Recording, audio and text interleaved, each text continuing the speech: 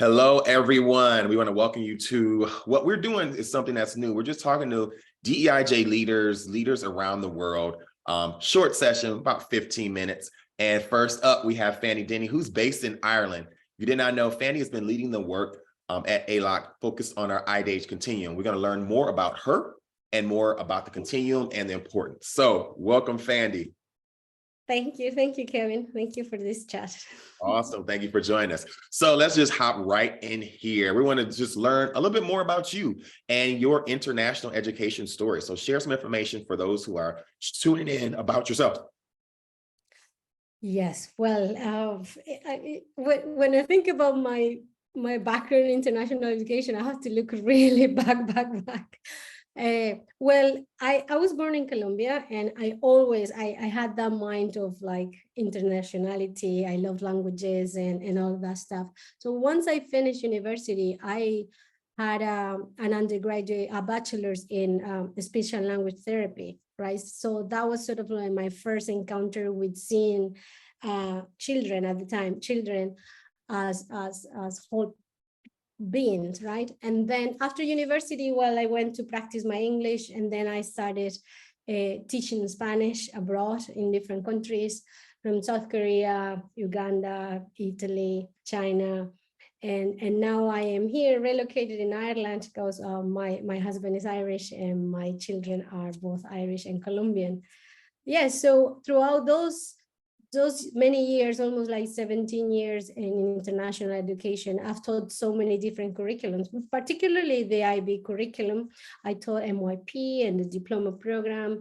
I was part of the schools that were part of the continuum. And that was sort of like where my love for teacher training and workshops and professional development sort of started as well. So I did that, a workshop leader and school visiting team member for the IBEN in the IB. Also, that led me to do some like leadership coaching for subject leaders when I was in China. That's pretty cool as well.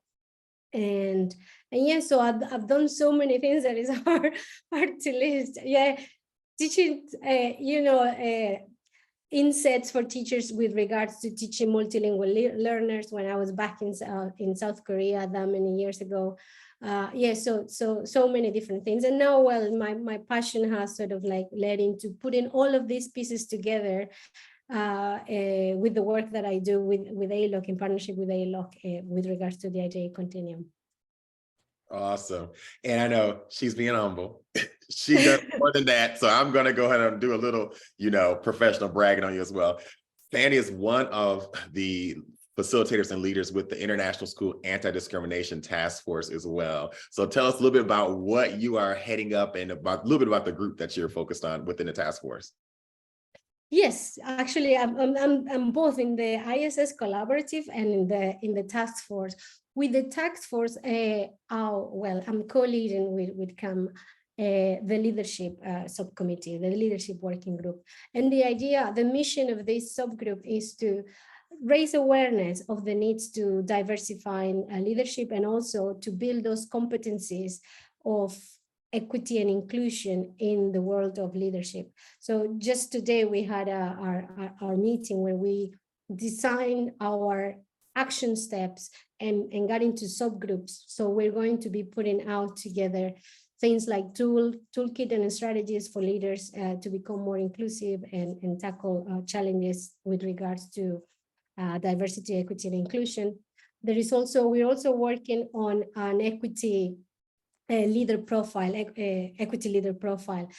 I know that we all should have those inclusion and equity competencies and skills, whether you're leading from the middle or leading as a senior leader. However, it is very important, and people are asking for this. So what are those competencies and those skills that perhaps are not honed in other kind of like leadership trainings and leadership approaches? So that, and also the one that is closer to my heart is creating awareness for the need to diversify and support and empower underrepresented identities in leadership. Awesome. Yeah. Very important work across the ecosystem. So again, we're very grateful for just your service and just your spirit and your action. All right, let's hop right on into it. IDEIJ Continuum, or IDEIJ. Tell us about it. Why is it important? Okay, if I might, I like to, can you see this? No, I'm not sharing the screen too. Sorry. Okay, yes. So, well, the IDEIJ Continuum is a program of support for schools.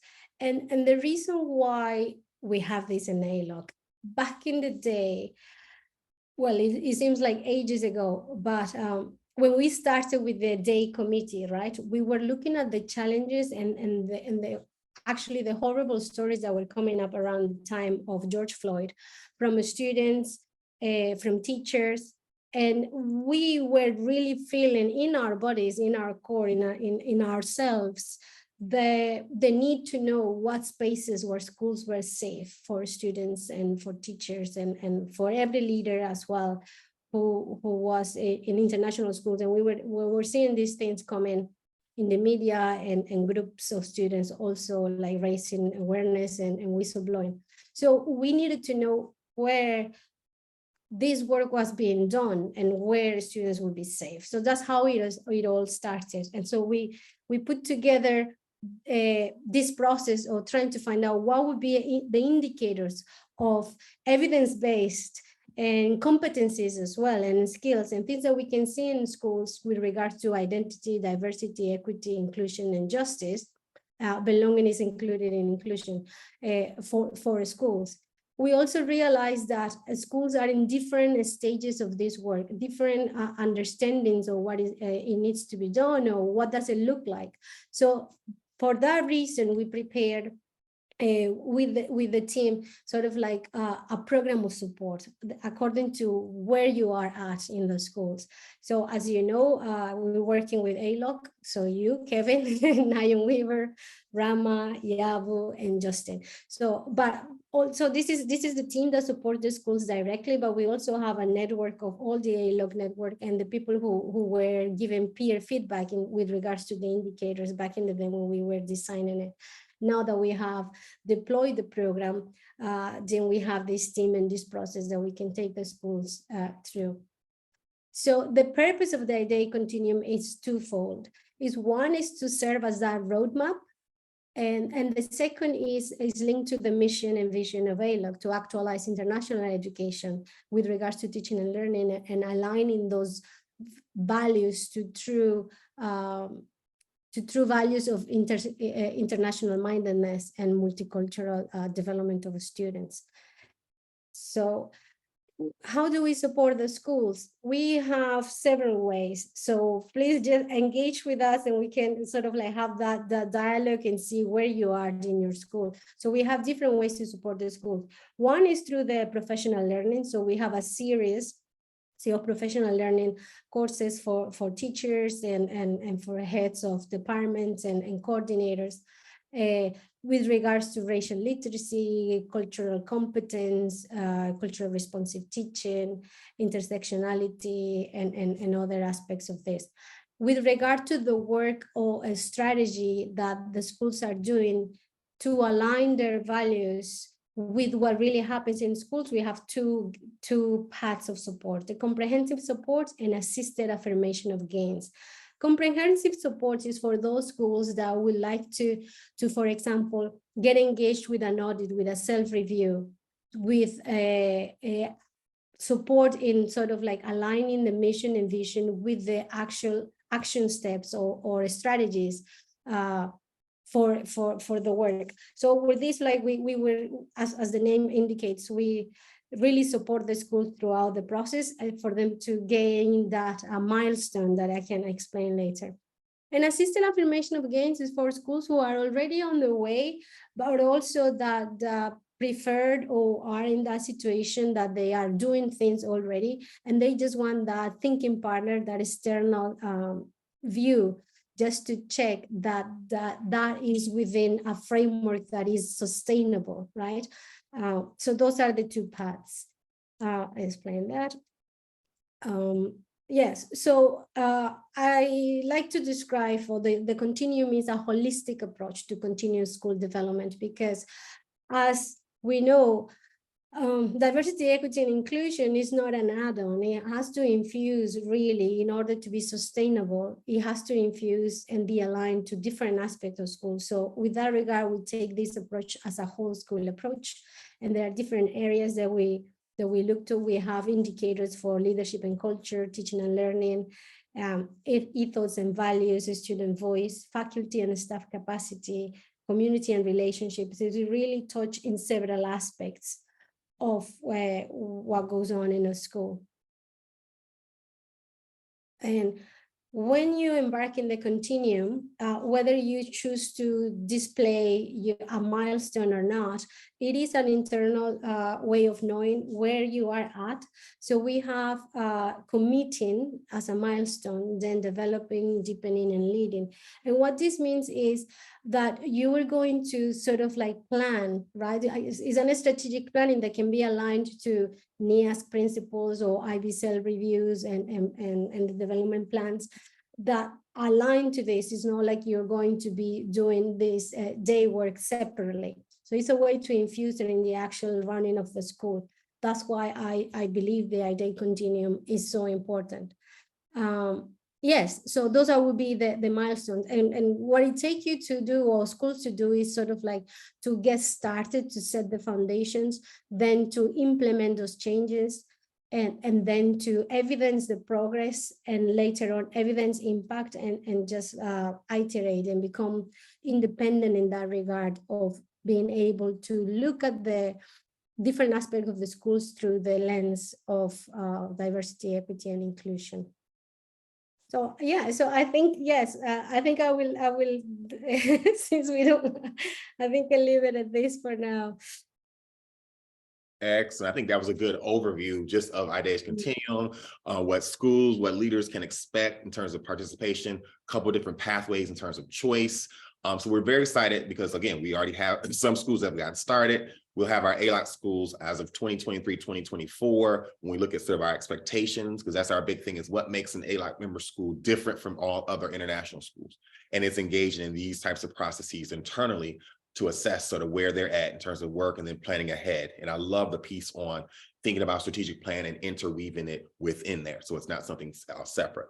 So before we close, one of my favorite questions, what are you reading? Oh my gosh.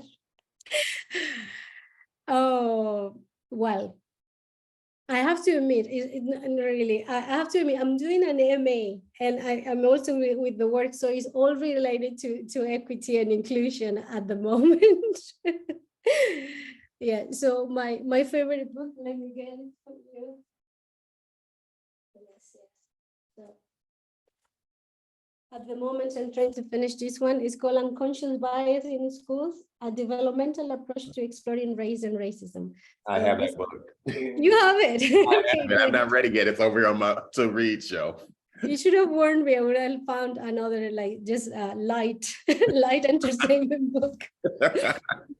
Oh, that's great. Well, Fanny, thanks for spending some time with us. We're excited about IDEA's Continuum, the work that you're doing across the international school ecosystem, from the task force to serving with AIELOC, to work independently with schools. We thank you. We appreciate you.